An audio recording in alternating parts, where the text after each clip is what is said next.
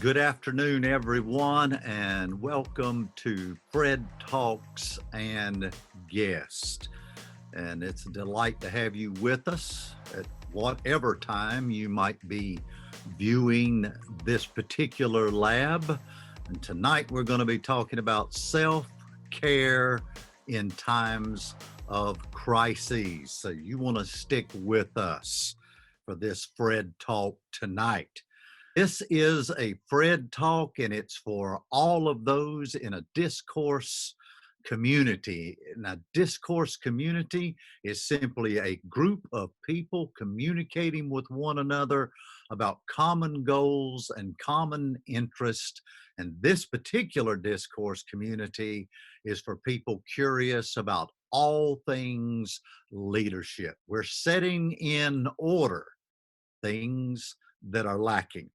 So it'll be on my YouTube channel and on demand, and anytime that you have a choice as to what to do, you need to go to our YouTube channel and invest in you. Now, a new episode will be premiering every Sunday afternoon at 3 p.m.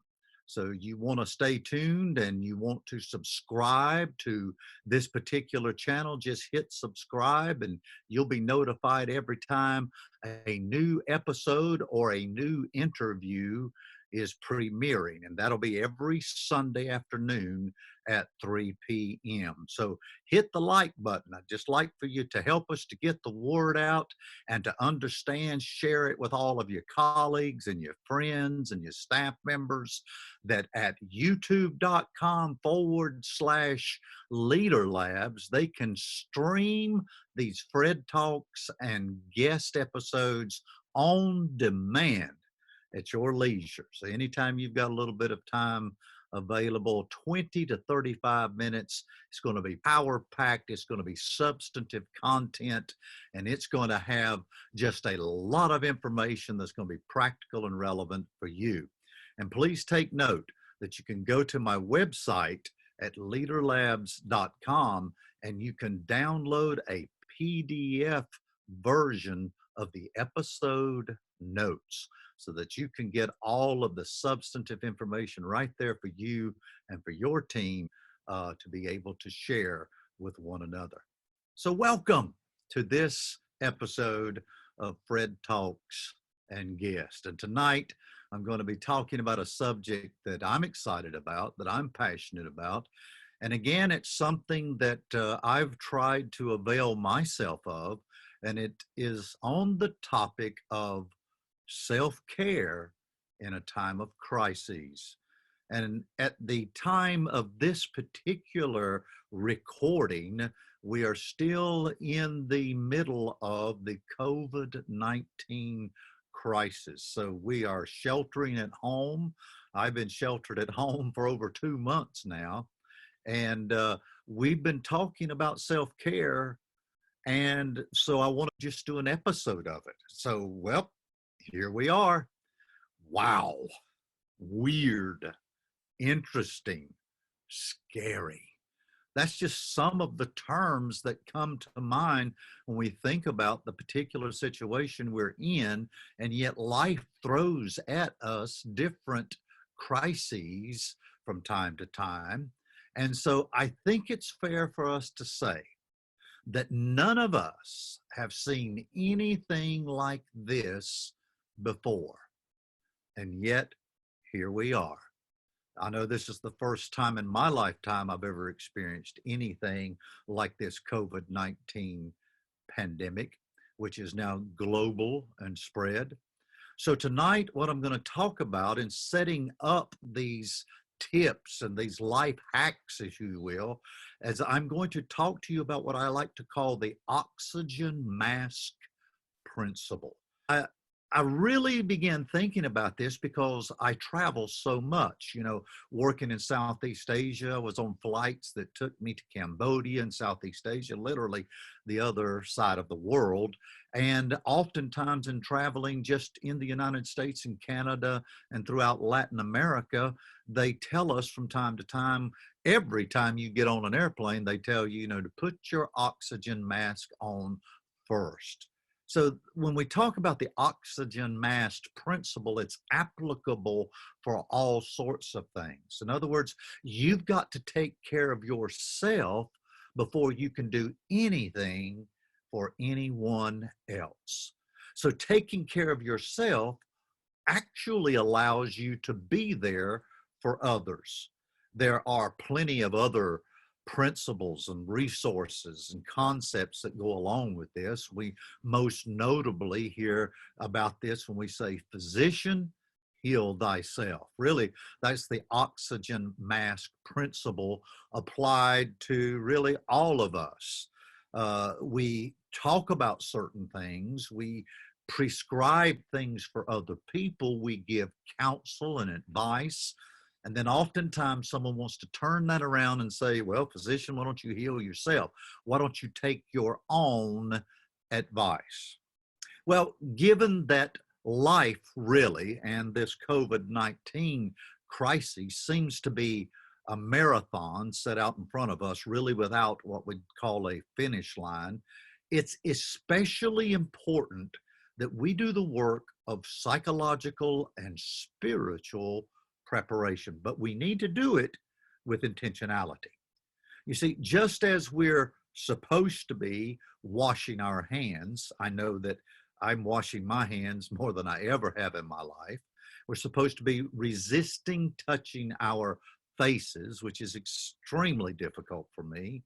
I didn't realize how many times I touched my face, and then keeping 6 feet apart between us. And boy, is that hard, because it seems that some people really abide by it and some people don't seem to care. You have to really be intentional and assertive with these particular concepts. It's important to tend to your mental and your spiritual and your psychological hygiene as well.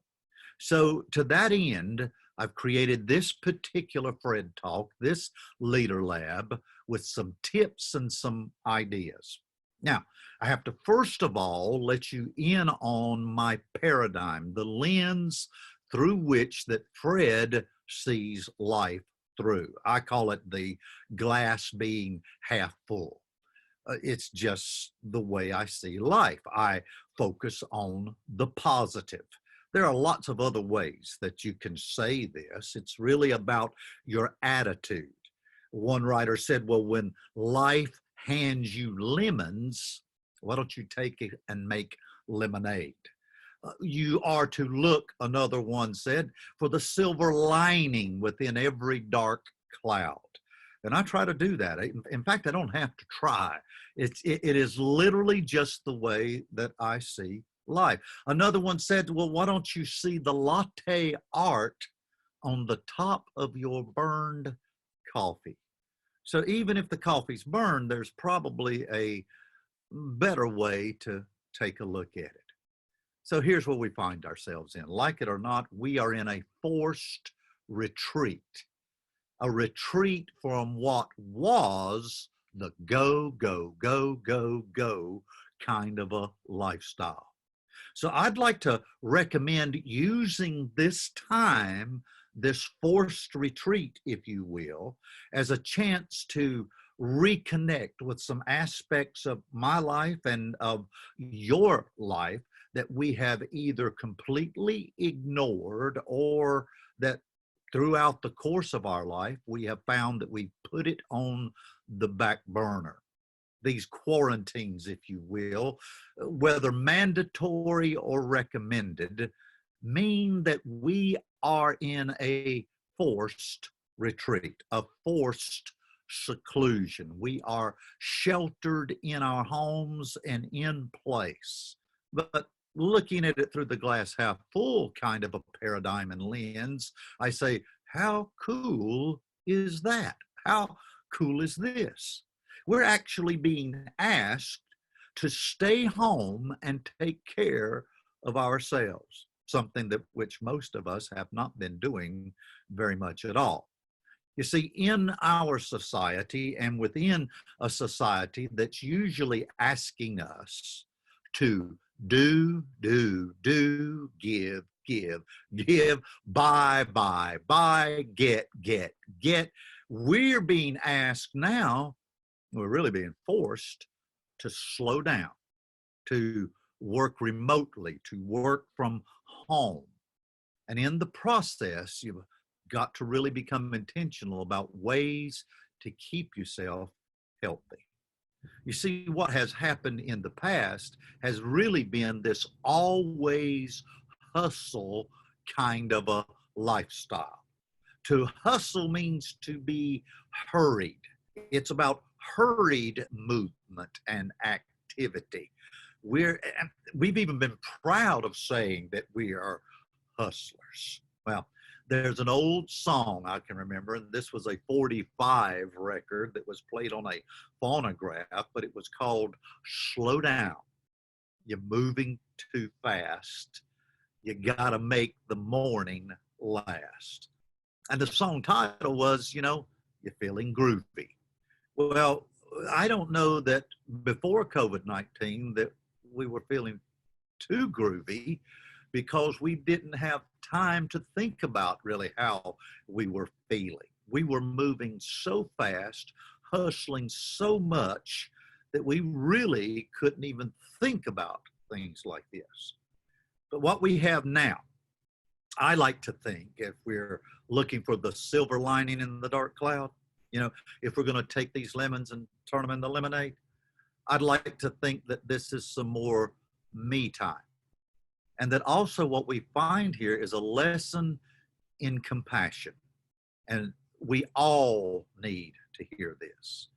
Regardless of what you think about this crisis, from conspiracy theories all the way to, the apocalypse, we need to be concerned, because we know that as of the time of this particular pre-recording, there's been about 80,000 people, I believe, in the United States who have lost their lives to this. So we need to take a lesson in compassion, because we're not just doing this or really taking care of ourselves at any time just for ourselves.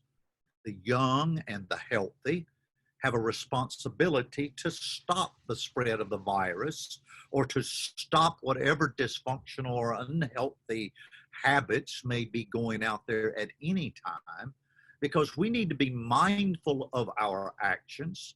We need to say that we don't spread, so that we don't spread the virus or whatever dysfunction it may be to those who have what we call the immunocompromised condition, those who are at risk, if you say. You see, this is a lesson in solidarity and in compassion for every one of us. Now, we know that the shock waves of this particular COVID-19 crisis is going to be long lasting. None of us really know what the consequences are going to be exactly. We don't even know what will be what we're now calling the new normal.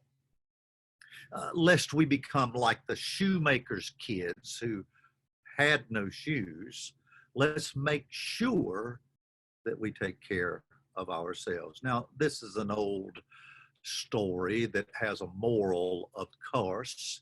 It's an old proverb that dates back to 1546, and it says this. It says, the shoemaker's children were always going barefoot. And another way of saying it was, him that makes shoes often goes barefoot himself. Well, the meaning is that often those closest to a person don't benefit from that person's experience. And the person closest to you, first and foremost, is you. It would be terrible to be the shoemaker and you not have a good pair of shoes. It would be terrible to be teaching, to be training, to be sharing something with others. Even in scripture, it says, to be careful lest after you share hope with others, you find yourself to be an outcast, or you find yourself to be lost.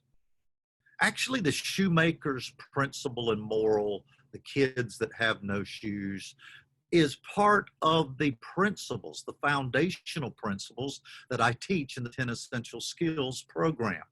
It starts with this one particular concept. Leadership development begins with self-development. Now, that seems to be selfish, doesn't it?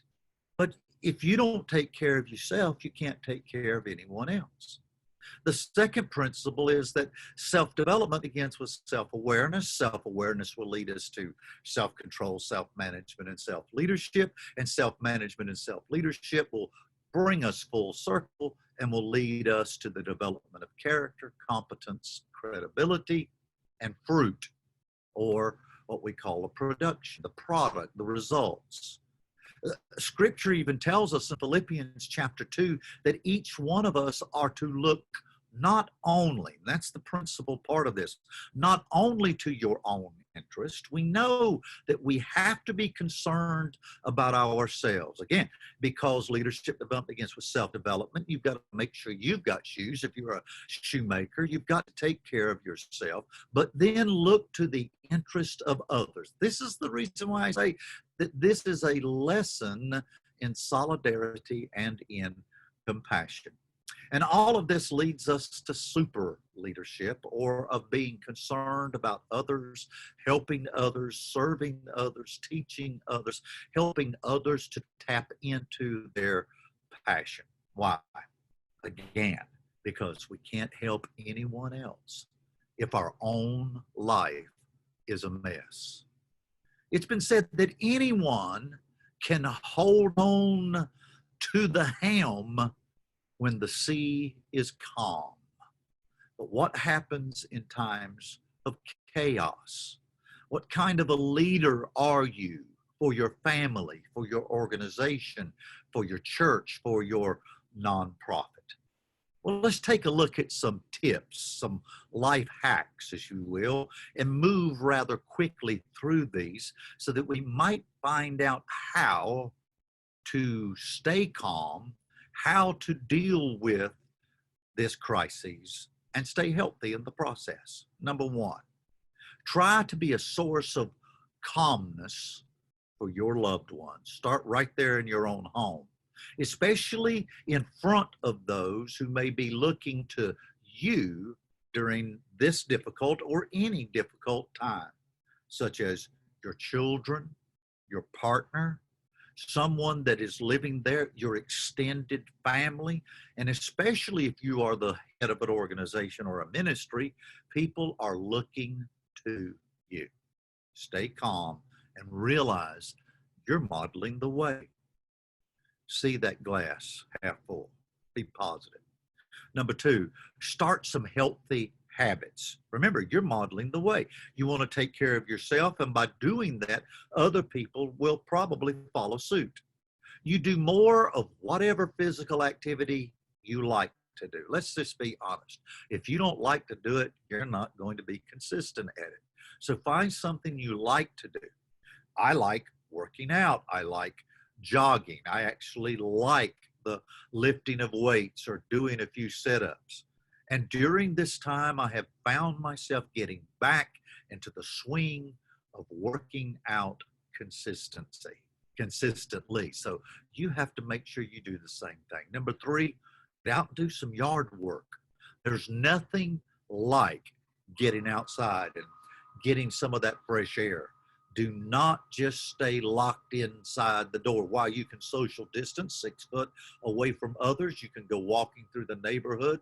You can find a greenway. Just make sure you stay at a good distance from others, but get out. And doing yard work is a great way to do that. Number four, what can you add into your normal routine that will keep you in shape and positively impact your mood? Now, it's different for each one of us. Each one of us have our own idiosyncratic type of things that we enjoy, that help us, that are kind of therapeutic to us, but add it to your routine. And routine is key here. You put it into your routine, you put it into your plan, and you know that you're going to be doing this. Number 5, get up and get moving, and move as much as you can. You've got to give your eyes a break from the screens, whether it be your cell phone, whether it be your iPad, whether it be your TV screen, whether it be your laptop, your desktop computer.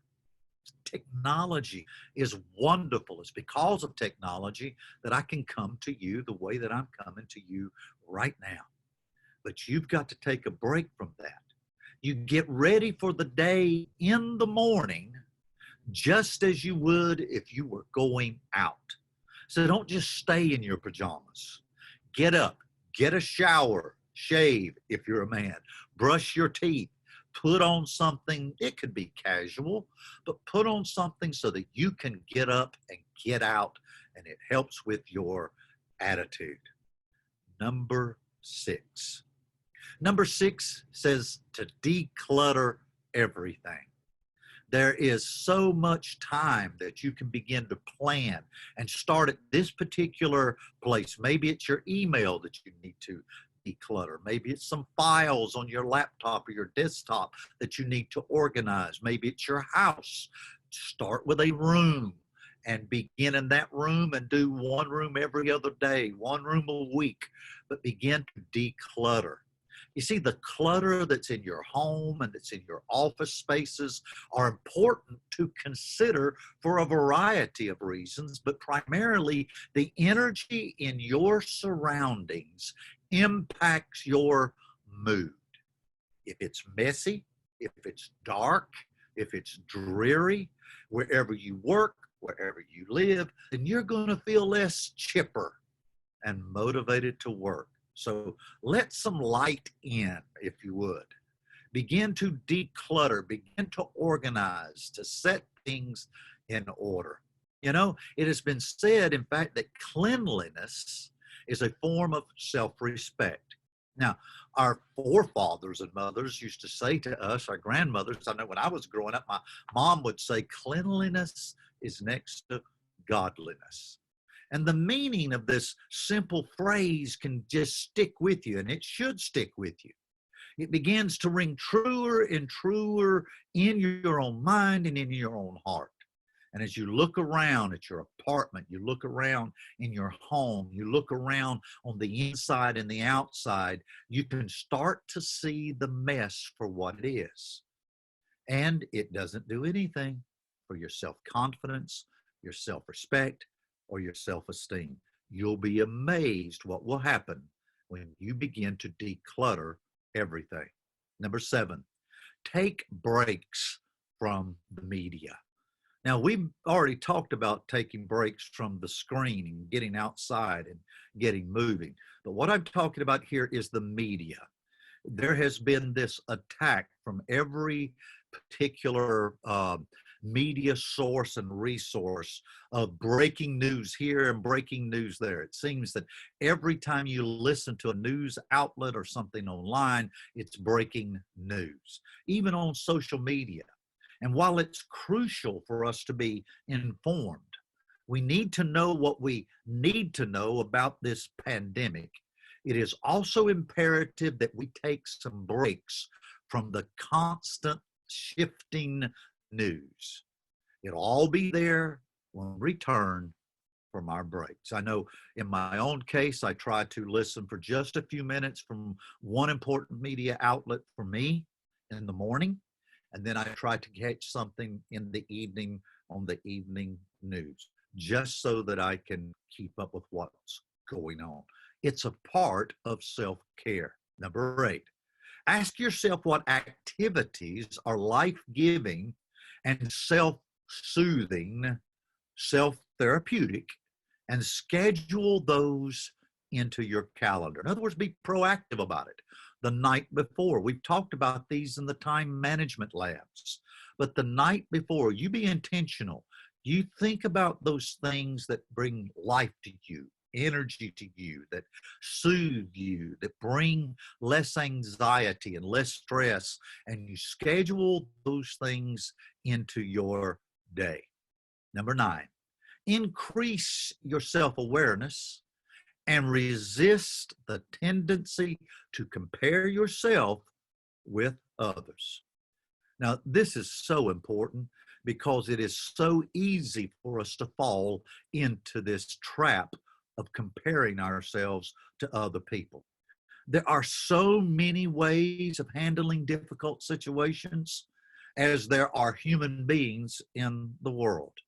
And it's easy right now in the midst of any crises to see what other people are doing and how they're seemingly thriving in the midst of the crises and to compare yourself to them. But I told you, you're a unique individual. Comparing yourself to how they're doing can actually cause you more stress. Compare yourself with yourself. Number 10. So find what works for you.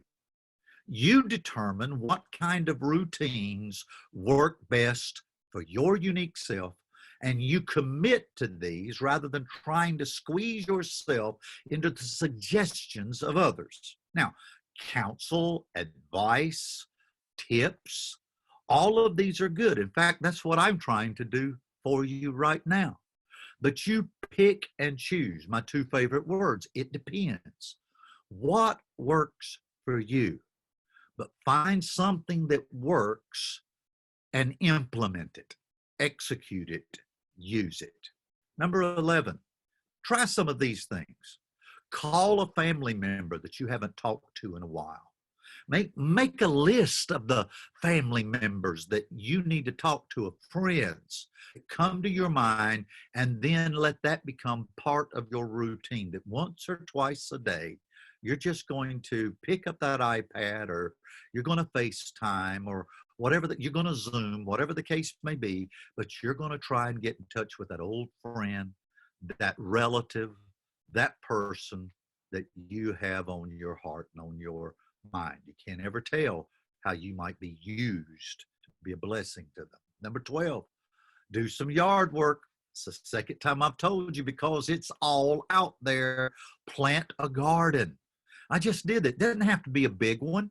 I just went outside in my backyard. I planted like 4 tomato plants, some good peppers, some green beans, and I put them up so that they can run up the vines. I've got some onions that are there, and I'm beginning to wait. You see, the yard is such a wonderful place for you to work and to pass some time and to really build your self-confidence and self-esteem, because you can begin to see immediately the work of your hands. That's why I love to take care of my lawn, because when I mow my lawn, when I'm taking care of that garden, I can see my work immediately and the reward of my work. It causes those positive endorphins to flow. It helps to push the dark clouds away so that I can see the silver lining that is there. Number 13, and you can Google this, get all kinds of great ideas. Create a vision board. This is just one example here on this particular slide that shows you this. I first saw this actually on the wall of my daughter and her husband, Whitney and Nathan Meyer, in Orlando, Florida. They both each one of them created a vision board. You can take magazines and cut things out. Google it. Take a look at all of the different options, the different ideas that are out there about creating a vision board that helps to remind you of what's important to you, and to begin with the end in mind, that you're going somewhere, that you've got some intentionality to your life, that you're not just que sera, sera, living through life. Now, as I come to a close of this particular Leader Lab, I have to ask, did I miss something? Well, probably. So I added number 14. And I'm just throwing up stuff on the wall and seeing if it will stick. But these are all just ideas. These are all just tips and life hacks that you might be able to employ, that you might be able to add to your routine, to your schedule for your family during this particular time of crises. Self-care during times of crises. Remember, if you don't take care of you, then it's going to be hard to take care of somebody else. Leadership development begins with self-development. I cannot stress enough how important it is to take care of yourself before you hit a burnout crisis. It's easier to maintain a routine of self-care at all times instead. And right now is the perfect time to start that habit. You know, it's been said, this too shall pass. Remember your compassion. Do this for others. Keep yourself healthy and know that this too shall pass.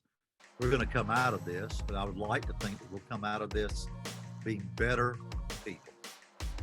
Just a friendly reminder about the Fred Talks and guests. Next Sunday, May 24th, Dr. Fred Toke, my good friend, psychologist, pastor, overseer, just a great communicator, is going to be talking to all of us about beating anxiety at its game. You don't want to miss this premiere next Sunday afternoon, May 24th. It will premiere on demand on my YouTube channel. You just go to youtube.com/LeaderLabs, and there you'll find it at 3. Subscribe, like it, and the notifications will come to you each Sunday afternoon when these premieres drop. This is going to be a great month, the month of May. And when I come back to you on May 31, my Fred Talk is going to be the beginning, part 1 of a 4-part series on communication. So why don't you stay with us? Let everyone know about Fred Talks and guests. So this is Dr. Fred Garman with LeaderLabs. I hope you've enjoyed this particular Fred Talk on self-care in times of crisis. I'll see you next Sunday afternoon, or whenever you decide to invest in you.